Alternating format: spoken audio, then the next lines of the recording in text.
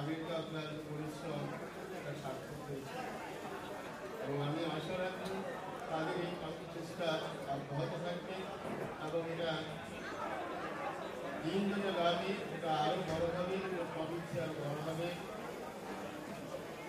আমি শ্রদ্ধা করে স্মরণ করছি আমার সেই প্রায় কবিতা সহকর্মীরা যারা আমাদের মধ্যে স্রষ্টা তাদেরকে গুরুত্ব স্থানে রাখি।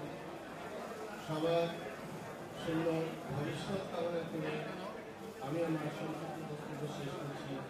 আমার সবাইকে ধন্যবাদ।